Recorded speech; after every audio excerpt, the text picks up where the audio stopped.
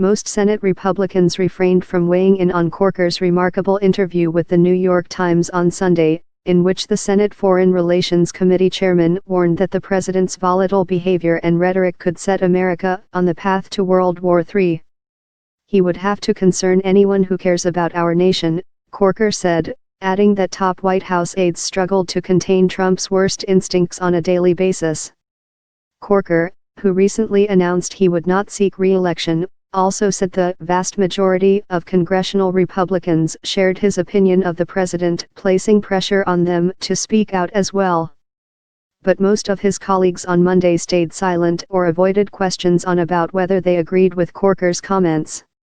Their predicament was made somewhat easier by the legislative calendar, as the Senate had already adjourned for a week on Friday. "Thank goodness tomorrow is recess," a spokesman for Senator Orrin Hatch, R. Utah, tweeted after the Times published its interview with Corker on Sunday. Not everyone was as lucky. Senate Majority Leader Mitch McConnell, R. Kentucky, offered some tepid support for Corker when asked about his feud with the president, but his timid comments did little more than to affirm that Corker is, in fact, a Republican, a senator, and a member of the Budget Committee. Senator Corker is a valuable member of the Senate Republican caucus, and he's also on the Budget Committee and a particularly important player as we move to the floor on the budget next week, and he's an important part of our team, McConnell said, according to the Associated Press.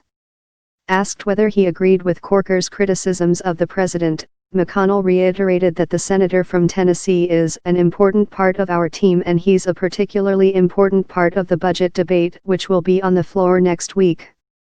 Senator Chuck Grassley, R. Iowa, the chairman of the influential Senate Judiciary Committee, offered more candid comments about Corker's spat with Trump. But he too avoided taking sides. "Both ought to cool it," Grassley said at an event in Iowa.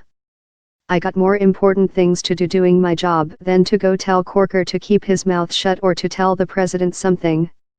Senator Risch knows both Senator Corker and President Trump very well, a spokesman for Risch said in the statement. "He works with both of them.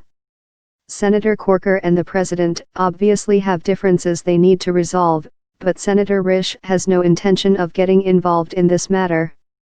Senator Tim Scott, RSC, similarly refrained from wading into the GOP quarrel, describing the spat as merely one between two strong opinionated individuals and calling Corker's World War III comment hyperbole.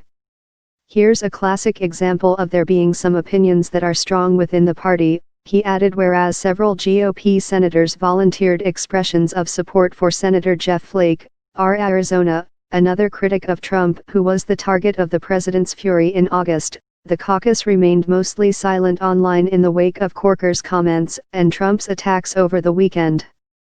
Senator John McCain, R. Arizona, the lone exception, on Monday tweeted a link to an article by prominent Trump critic Bill Kristol that was titled, "A Republican Crack-Up."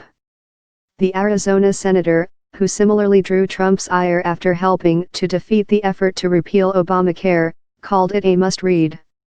Senator Lindsey Graham, RSC, a friend of McCain's who once opposed Trump's candidacy on moral grounds, played a round of golf with the president at his club in Sterling, Virginia. The South Carolina Republican revealed Trump shot a 73 in wet and windy conditions, and offered a self-deprecating joke on Twitter. "I did better in the presidential race than today on the golf course," he said. "Great fun. Great host." The White House, meanwhile, issued a statement from Vice President Mike Pence on Monday that sought to dismiss what it called empty rhetoric and baseless attacks by unnamed critics. "Trump restored the credibility of U.S. power," Pence said in the statement. "No amount of criticism at home can diminish those results.